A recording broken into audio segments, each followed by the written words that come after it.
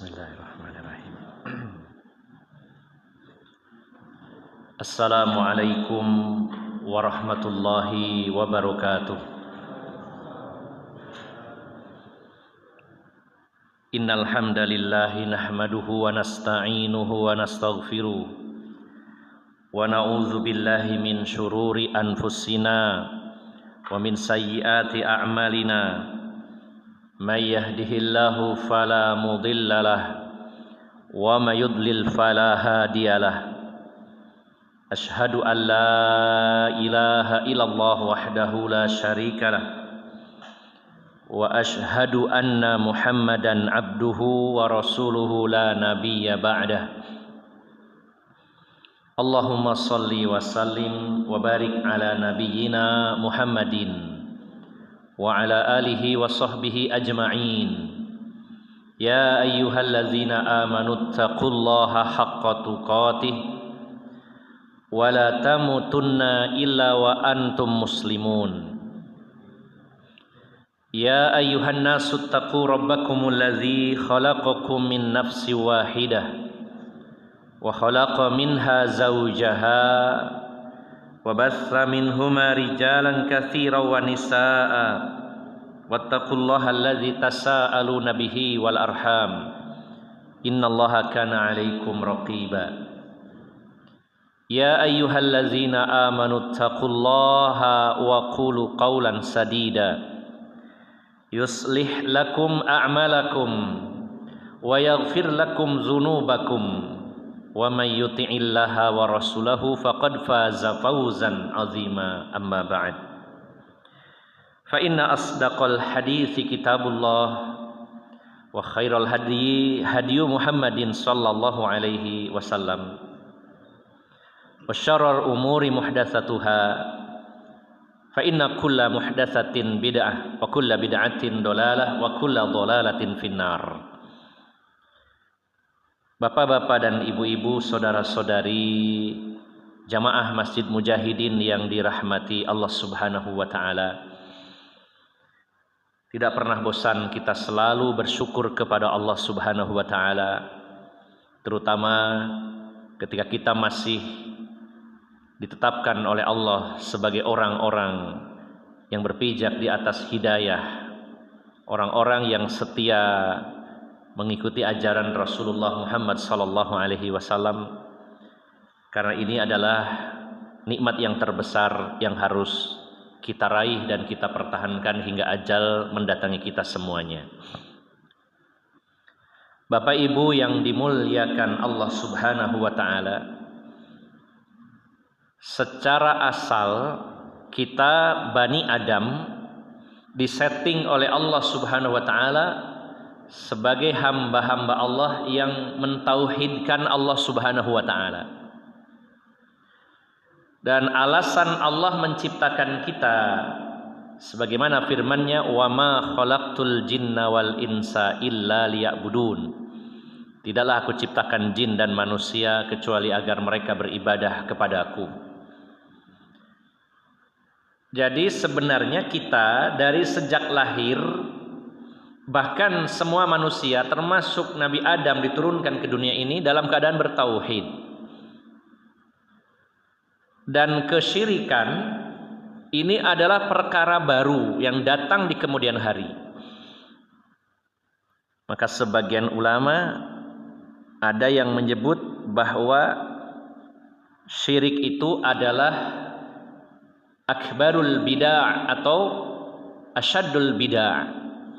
Syirik itu adalah bid'ah yang paling besar.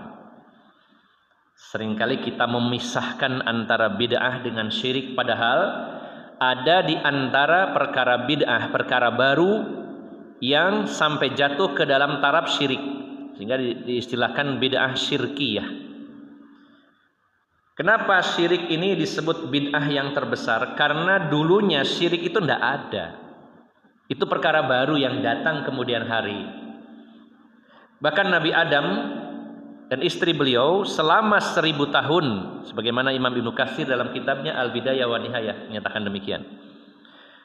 Pendapat Ibnu Abbas, 10 generasi Nabi Adam dan anak cucu beliau tidak ada yang melakukan kesyirikan sama sekali. Satu pun tidak ada. Sekecil apapun tidak ada. Baru terjadi kesyirikan di zaman Nabi Nuh setelah berlalu 1000 tahun.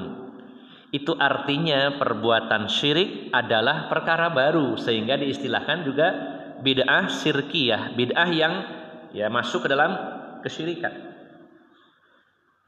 Jadi tidak setiap bid'ah selalu jatuh pada syirik, karena juga banyak bid'ah-bid'ah yang tidak sampai jatuh kepada kesyirikan. Tapi semua jenis kesyirikan itu pasti bid'ah, karena dulunya tidak ada.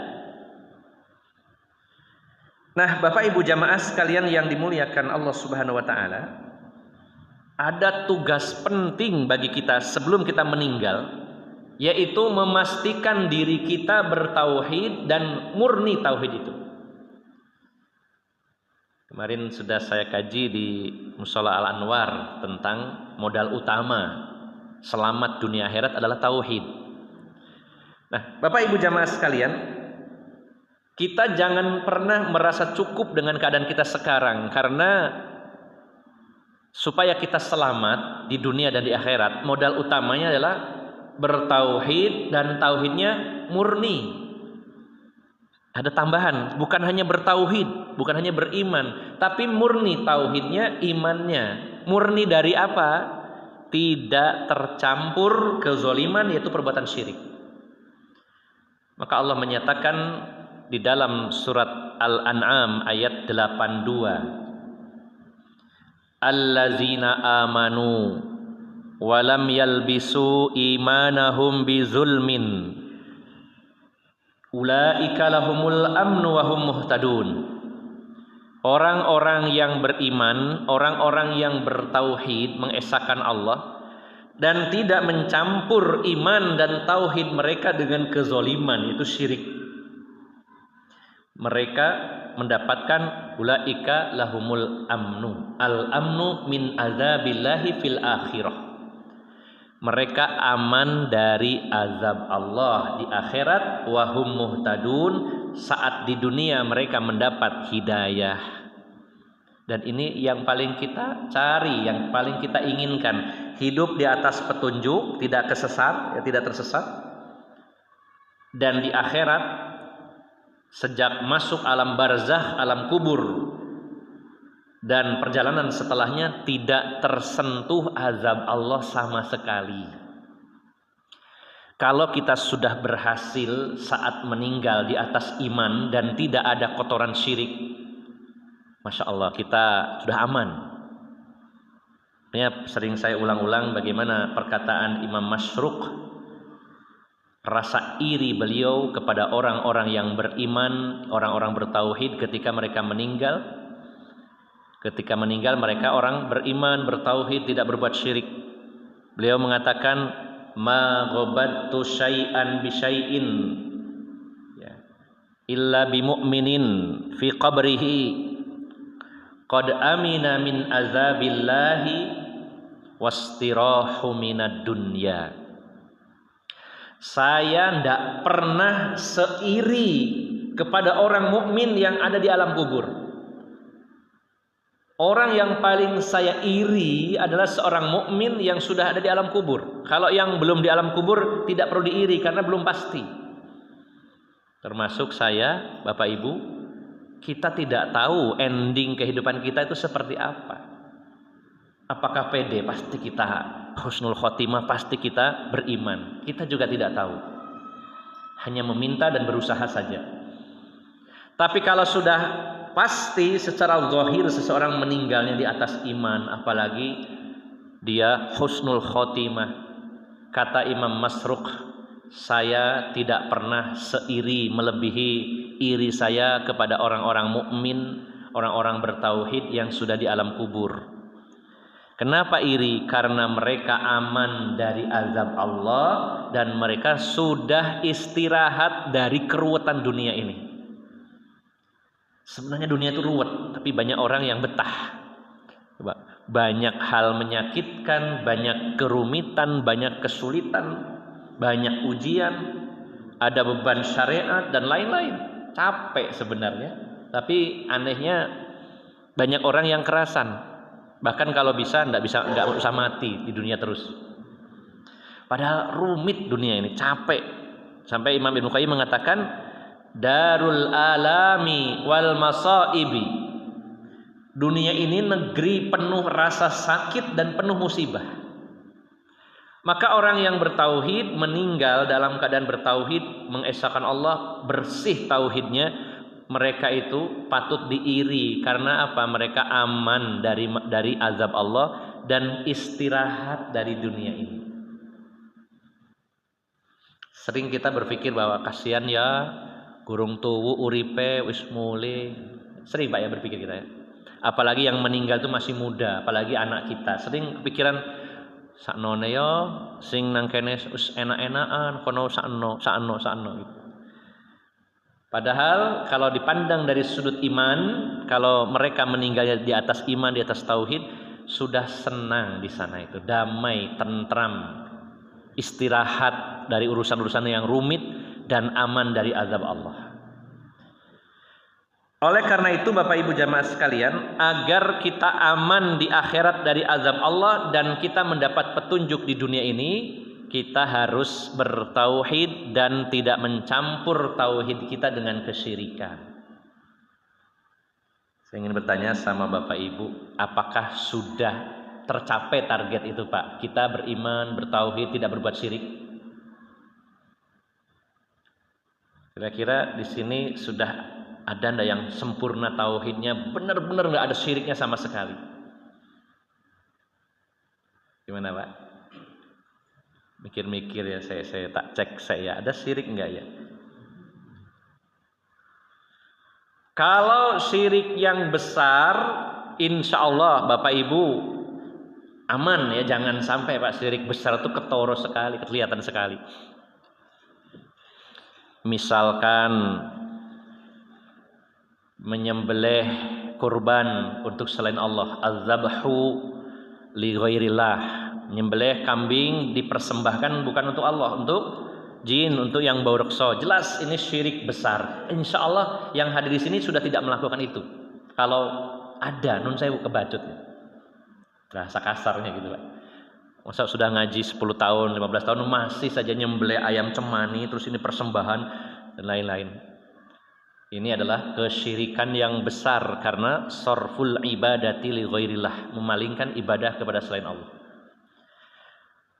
Atau contoh lainnya al-istighosatu bil amwat. Istighosah artinya minta dihilangkan dari segala bala dan musibah kepada orang-orang yang sudah mati. Ini adalah kesyirikan yang besar, minta langsung ya. Minta dihilangkan bala bencana kepada ahli kubur yang sudah meninggal. Ini jenis kesyirikan yang besar. Ad-du'a'u li ghairillah, berdoa kepada selain Allah. Isti'adzah, minta perlindungan kepada selain Allah. Isti'anah, minta pertolongan kepada selain Allah. Memiliki rasa takut yang disertai pengagungan kepada selain Allah. Takut Nyi Roro Kidul, takut macam-macam, ada pengagungan di situ. Ini semua syirik besar. Saya berbaik sangka yang hadir di sini sudah bebas dari itu semua. Tapi kalau kita mau jujur, tanyakan kepada diri kita masing-masing, apakah kita sudah aman dari syirik yang kecil dan syirik yang terselubung? Apakah kita semua sudah bebas dari penyakit riya, Pak? Bersih sama sekali, gak pernah riya. Nah, Bapak Ibu jamaah sekalian, belum lagi syirik yang terselubung. Syirik yang kecil, syirkul asghar ar-riya, seringkali kita memahaminya sekedar yang penting tidak riya, tidak ditunjuk-tunjukkan kepada orang, tidak pamer. Sebenarnya semua ibadah kalau niatnya untuk dunia, ini termasuk syirik. Allah menyatakan dalam surat Hud ayat 15 ayat 16 dan 16, surat ke-11, surat Hud. Allah berfirman, "Man kana yuridul hayatad dunya wa zinataha nuwaffi ilaihim a'malahum fiha wa hum fiha la yubkhasun ulaika alladzina laisa lahum fil akhirati illan nar wa habita ma sana'u fiha wa batilum ma kanu ya'malun. Siapa saja yang beribadah, yang beramal soleh dengan mengharapkan dunia dan perhiasannya, maka kami akan berikan di dunia ini apa yang mereka niatkan. Tapi di akhirat dia tidak dapat apa-apa. Kalau niatnya dari ibadah seseorang itu karena dunia dan perhiasannya, Allah akan berikan itu. Allah tidak pelit. Allah akan berikan semuanya yang diniatkan orang tersebut. Dan tidak akan dirugikan. Ya, kalau niatnya dunia, alokasi di dunia ini, nggak akan selisih, nggak akan dirugikan. Tapi mereka di akhirat tidak mendapatkan apapun, tidak memperoleh apapun di akhirat. Wa habita ma sana'u fiha, dan apa yang mereka perbuat di dunia ini akan habito, dihapus. Wa batilum ma kanu ya'malun, batil artinya sia-sia yang mereka perbuat itu enggak ada di akhirat. Nol nilainya. Nah, Bapak Ibu jamaah sekalian, kalau ada amal baik, amal soleh, ada ibadah, tujuannya dunia dan perhiasannya. Di sini perhiasannya banyak. Jangan dikira, wah saya ini ibadah tidak pernah niatnya karena uang. Saya nggak pernah kok ibadah itu niatnya supaya dapat uang, dapat rezeki, dikasih orang. Bukankah dunia itu bukan hanya uang? Mungkin wanita, ya, mungkin jabatan. Dan jabatan itu Bapak Ibu jamaah sekalian, pernah saya sampaikan, bukan hanya jabatan pemerintahan, kedudukan di hadapan manusia. Kalau itu jadi target, kita nggak ikhlas. Bukankah kedudukan itu nggak harus jadi pejabat? Maka dalam Islam ada yang diistilahkan hubbur riyasah. Hubbur riyasah ini yang paling sering merusak tauhid kita. Cinta kepemimpinan, cinta kedudukan, termasuk di dalamnya cinta yang disebut hubbus syuhrah, cinta popularitas. Tidak harus, wah saya ini ibadah tidak pernah karena uang, tidak pernah karena jabatan. Tapi seringkali kita terjebak ibadah, beramal soleh, kegiatan keagamaan apapun, tujuannya apa? Supaya diuwongno. Kalau nggak diuwongno tersinggung. Aku iki wis mati-matian ya bela masjid iki, kok aku nggak dianggap ya? Padahal masjid iki nggak ono nih, nggak ono aku. Nah ini kan bukan jabatan negara, tapi kedudukan di hadapan manusia. Jane sing pantes jadi pengurus kok aku kok gak dipilih ya, kok liyane. Nah ini adalah hubbur riyasah, cinta kedudukan, cinta kepemimpinan. Dan ini banyak yang menyebabkan orang-orangnya terjatuh dalam syirkul asghar, syirikan yang kecil tapi ini berbahaya.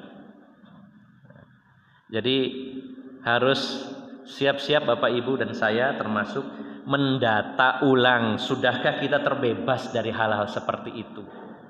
Kadang di sebuah yayasan, ya, di sebuah ketakmiran, di sebuah ormas atau komunitas, orang sampai berebut pingin jadi ketua, berebut pingin menonjol, pingin dihargai, pingin diuwongno. Apakah ini berbahaya? Berbahaya. Ini termasuk syirik. Karena minasyirki iradatul insani bi'amalihid dunya. Termasuk syirik itu adalah keinginan manusia untuk mendapatkan dunia dengan ibadahnya. Minasyirki iradatul insani bi'amalihid dunya. Di antara jenis kesyirikan adalah keinginan manusia mendapatkan tempat, mendapatkan dunia dari amal-amalnya. Apakah kita sudah aman dari yang seperti itu? Kalau belum aman, wah PR kita banyak Bapak Ibu. Karena ingin mendapatkan keamanan di akhirat, mendapat petunjuk di dunia, harus menjadi orang yang alladzina amanu walam yalbisu imanahum bizulmin. Orang-orang yang beriman, tidak mencampur iman mereka dengan kesyirikan, baik yang besar maupun yang kecil. Justru yang besar-besar, kita ini fokus, besar ini syirik ini, ditinggalkan. Tapi yang kecil-kecil jalan terus sampai hari ini. Nah Bapak Ibu jamaah sekalian yang dimuliakan Allah Subhanahu wa taala, salah satu sarana wasilah di mana kita ini sering terkotori akidah kita, terkotori tauhid kita, karena seringnya kita tampil, terutama tampil di sosial media. Makanya judul kajian ini adalah narsisme generasi selfie. Ini peringatan bagi saya pribadi dan umumnya bagi Bapak Ibu jamaah sekalian. Apakah narsis itu salah? Secara asal manusia itu sifat asalnya memang ingin narsis, ingin dipuji, ingin disanjung, ingin dikagumi, itu sifat dasar manusia. Tetapi kalau itu berlebih-lebihan jadi kelainan mental. Ada istilah NPD, narsistik, apa itu? Personality disorder, gangguan kejiwaan narsistik. Bedanya apa dengan narsis biasa? Kalau seorang narsis itu wajar sebenarnya, kita itu ya, ingin dihargai itu wajar kalau tidak berlebih-lebihan. Itu sifat dasar manusia. Kalau kita bebas dari itu semua malah lebih bagus. Tapi kalau sudah berlebih-lebihan, ya, seseorang yang haus sekali dengan validasi, pengakuan dari orang lain, pingin dikagumi, ya, pingin dipuji, pingin ya dikomen, di like dan sebagainya. Maka seringkali karena kita berada di era digital hari ini, kita seringkali tidak mengontrol apa yang kita posting, dan seringkali kita terjatuh dalam narsisme yang berujung pada seringnya kita selfie di depan kamera. Ya, selfie itu kan swafoto atau swavideo, ya, kita sendiri yang tampil. Bapak Ibu jamaah sekalian, apa salahnya kita selfie-selfie? Wah banyak Pak salahnya Pak. Apa bahaya? Banyak bahayanya, banyak sekali. Baik secara agama maupun secara kejiwaan. Secara kejiwaan sampai para psikiater, ya, ini sekilas saja saya kurang mendalam tapi sekilas. Para psikiater itu sampai membagi, nah kita coba termasuk yang mana? Kalau ada orang yang swafoto, foto sendiri, ya. Nah, ini ya, biasanya gitu ya. Apa pakai tongsis ya, tongkat narsis itu ya, tongsis.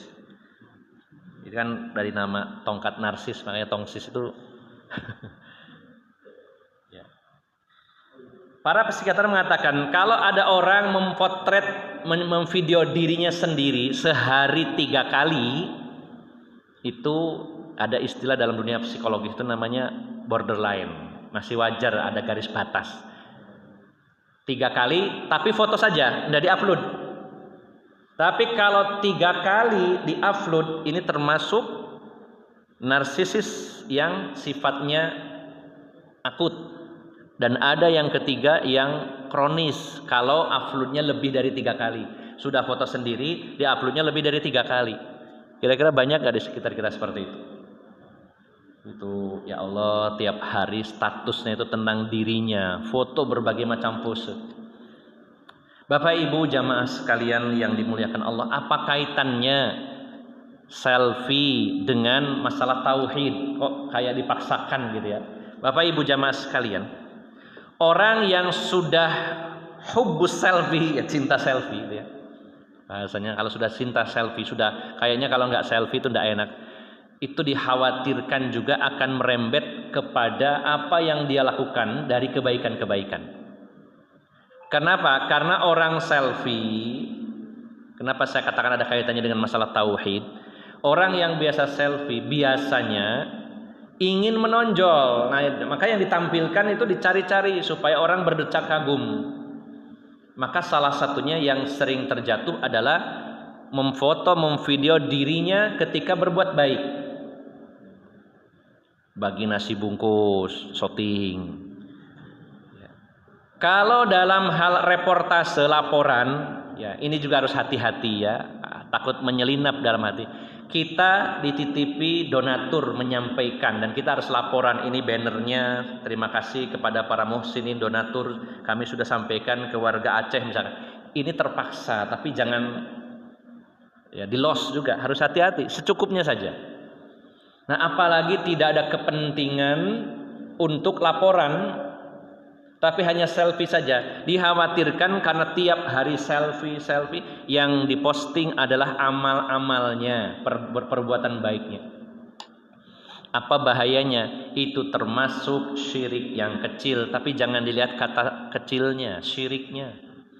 Toh endingnya berarti tauhidnya masih kotor di situ. Jadi hati-hati Bapak Ibu, terutama yang berkecimpung di dunia kebaikan ya, baik itu di dunia dakwah, di ketakmiran ya, kemudian apalagi ya, giat-giat sosial, ini sangat rentan untuk selfie kemudian dipamerkan amalnya. Nah, ini terjatuh dalam kesyirikan syirkul asghar, yaitu pamer dari amalan tadi. Tujuannya apa? Supaya orang kagum, berdecak kagum, like, memujinya. Nah, ini dalam sisi dunia, dalam sisi agama bisa terjatuh dalam syirkul asghar, yaitu syirik yang kecil, tapi tetap mengotori tauhid kita. Kadang-kadang bukan semata-mata pamer, tapi ada harapan-harapan lainnya dari amal soleh itu. Nah, Bapak Ibu jamaah sekalian, mari kita belajar menahan tangan kita ya. Saya bahasakan belajar, ditahan ya, kita ini nggak usah sering-sering selfie gitu. Termasuk selfie itu kadang tidak hanya berupa foto, kita menonjolkan kebaikan kita. Kalau kita merasa nyaman, ini nge-share pengumuman kajian, tapi yang nge-share yang ceramah, masalah itu. Sebenarnya tidak enak gitu. Kalau saya merasakan kita share kajian bersama Ustadz Abu Rozan, yang nge-share saya, itu tidak enak sebenarnya. Kalau bisa jangan, biar orang lain saja yang nge-share. Khawatir kita jadinya selfie tadi, jadi pamer. Ya, mungkin kita berbaik sangka, tujuannya baik supaya orang lain tahu ada kajiannya dia. Tapi untuk meredakan itu mending biar orang lain. Ya, kalaupun kajian ini penting supaya orang banyak yang datang, ya kita share aja ke teman kita yang biasa nge-share ini, otomatis nggak kita suruh pun akan di-share itu. Biar daripada kita sendiri yang khawatir jatuh pada keinginan untuk dikagumi, dipuji dan sebagainya. Jadi Bapak Ibu jamaah sekalian, bahaya yang pertama, orang yang sering selfie, kalau selfie-nya itu amal-amalnya dia berupa foto, berupa video, dikhawatirkan jatuh pada syirkul asghar, yaitu riya, atau ada motif-motif dunia yang lainnya. Terutama tadi hubbur riyasah, ingin ada kedudukan di hadapan manusia. Posting. Wih. Ya, diposting lagi di wilayah terisolir Aceh naik perahu. Was. Padahal yang dibawa duitnya orang dan duitnya untuk orang juga gitu. Duitnya dari orang, duitnya juga untuk orang, dia cuma bawa aja gitu. Terus kenapa harus bangga gitu ya? Sekedar laporan saja, laporan yang diposting. Kalau untuk pribadi kita simpen buat kenang-kenang, silakan. Jangan diumbar karena khawatir di situ ada motif ingin dipuji, ingin diakui.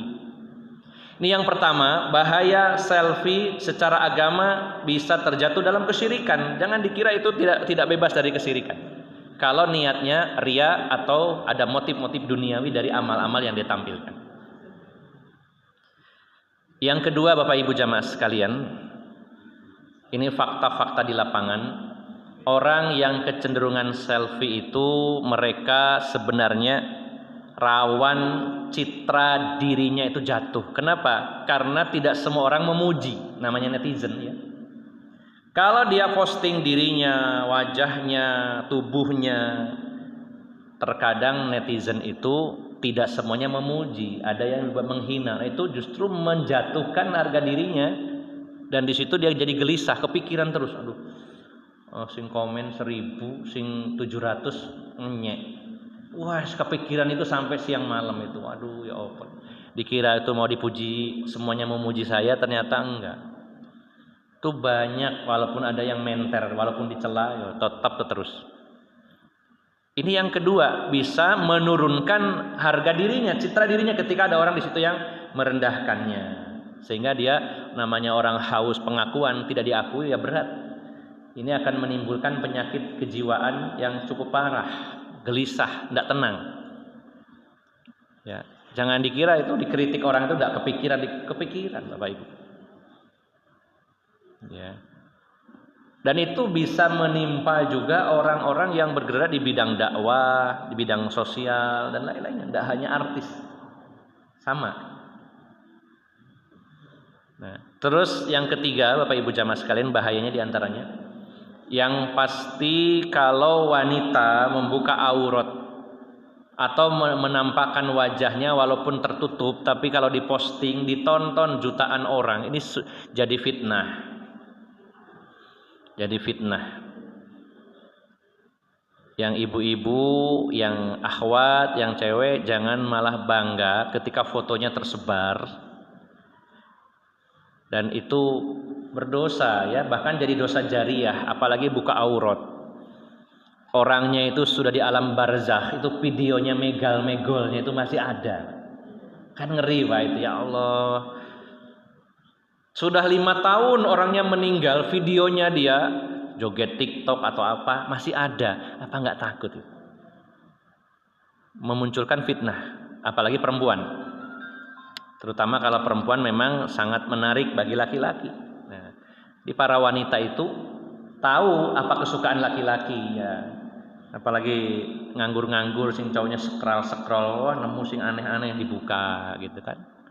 Penasaran, setelah dibuka kok apik, diikuti, mengikuti, jadi supaya update terus, ngikuti terus. Subhanallah ya. Dan tidak jarang ini juga merusak tatanan rumah tangga karena fitnahnya dari wanita yang posting dirinya. Ini juga bahaya.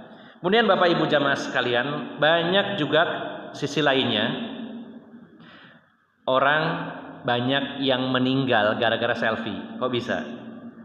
Namanya orang selfie itu mencari momen-momen yang ekstrim ya, momen yang jarang dilakukan orang lain.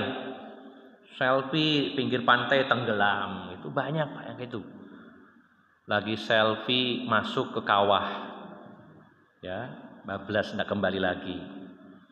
Karena apa tujuannya? Supaya ekstrim, supaya berbeda dengan yang lainnya. Kalau foto-foto biasa kayaknya nggak aneh itu. Cari yang ekstrim-ekstrim. Bahkan nun sewu, kadang perbuatan-perbuatan seperti orang gila itu sekarang banyak, nun sewu. Demi konten, demi selfie itu orang, subhanallah. Bahkan ada yang sudah kakek-kakek tua joget-joget itu banyak. Subhanallah ya.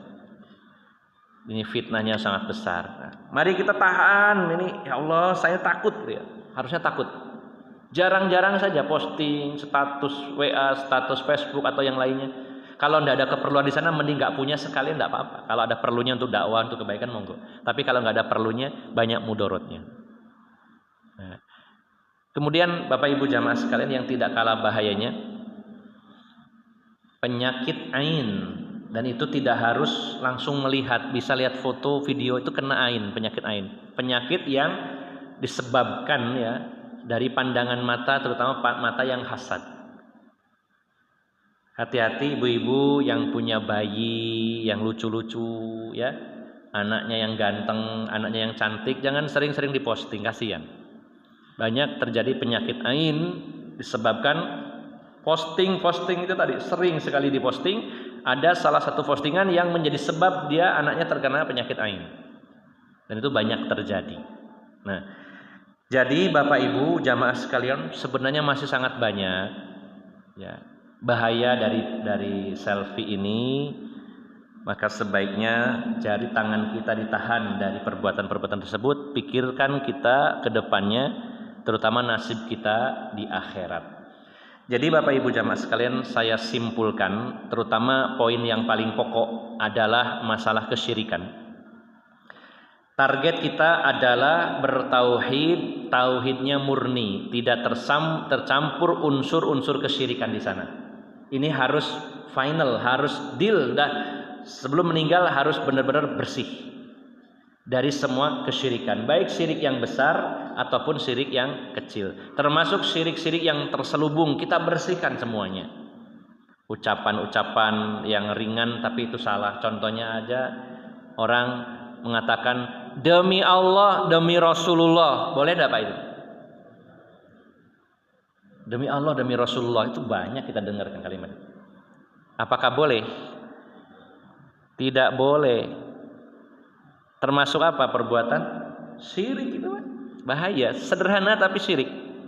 Karena Rasulullah menyatakan man halafa bi ghairillah faqad asyraka, siapa yang bersumpah dengan nama selain Allah dia telah jatuh dalam kesyirikan. Sumpah hanya dengan nama Allah saja. Bersumpah dengan nama Allah walaupun bohong ini lebih ringan daripada bersumpah dengan nama selain Allah tapi jujur.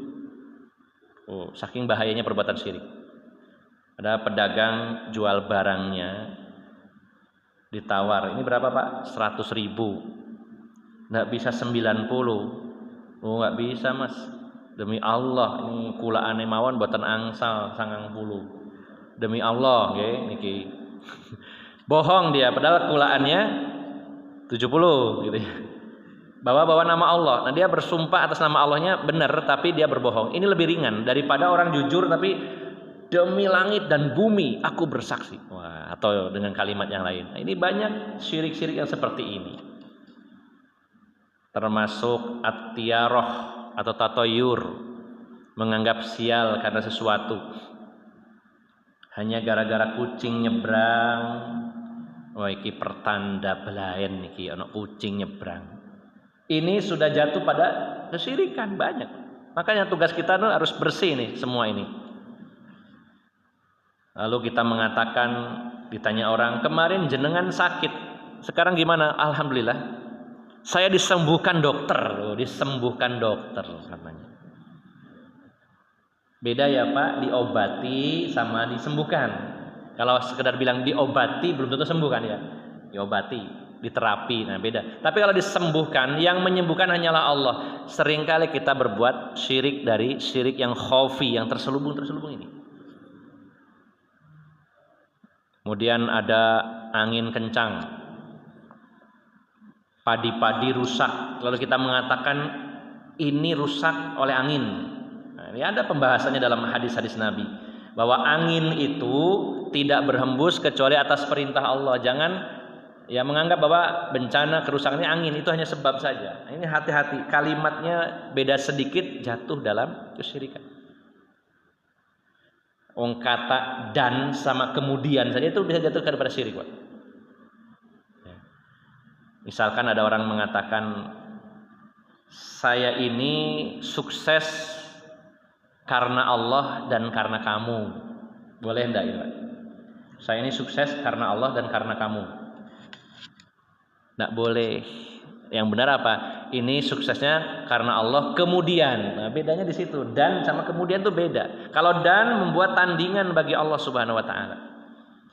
Nah, jadi Bapak Ibu jamaah sekalian, tugas kita harus dimaksimalkan, memastikan diri kita bertauhid dan bersih tauhid kita dari segala jenis kesyirikan. Baik syirkul akbar, syirik yang besar, atau syirkul asghar, syirik yang kecil yaitu riya, termasuk juga syirkul khafi yaitu syirik yang terselubung. Termasuk salah satunya saya simpulkan adalah hati-hati dengan apa yang kita posting, terutama saat kita selfie. Kalau itu adalah amal-amal baik atau amal-amal soleh, ibadah-ibadah kita, maka jika tujuannya mendapat applause, mendapatkan pujian, kekaguman, maka kita sudah jatuh pada perbuatan syirik yang mengotori tauhid kita. Maka mulai detik ini kita batasi semaksimal mungkin. Kalau tidak ada pentingnya, mending tidak bikin status, aman. Ya. Kalau sudah kadung tersebar, susah. Ya. Orang yang jarang posting status itu lebih aman hidupnya daripada yang posting salah rame. Nah, mending kita jadi orang yang hidupnya damai, nyantai, nggak banyak urusan. Mending mikirkan yang lainnya yang lebih penting, Bapak Ibu. Kalau harus nyari uang, cari yang di tempat lain, nggak usah jadi konten kreator kalau itu isinya banyak kemaksiatan kepada Allah Subhanahu wa taala. Bapak Ibu jamaah sekalian yang dimuliakan Allah, saya kira cukupan sampai di sini. Masih ada waktu sedikit, barangkali ada yang ditanyakan sebelum kita tutup, barangkali. Ada yang kurang jelas? Cukup ya, tidak ada. Ya, jika tidak ada, saya cukupkan sampai di sini. Saya mohon maaf yang sebesar-besarnya jika ada sikap dan perkataan saya yang kurang berkenan. Aqulu qauli hadza wa astaghfirullah li wa lakum. Wa akhiru da'wana anil hamdulillahirabbil alamin. Subhanakallahumma wa bihamdika asyhadu an la ilaha illa anta astaghfiruka wa atubu ilaik. Wassalamu alaikum warahmatullahi wabarakatuh.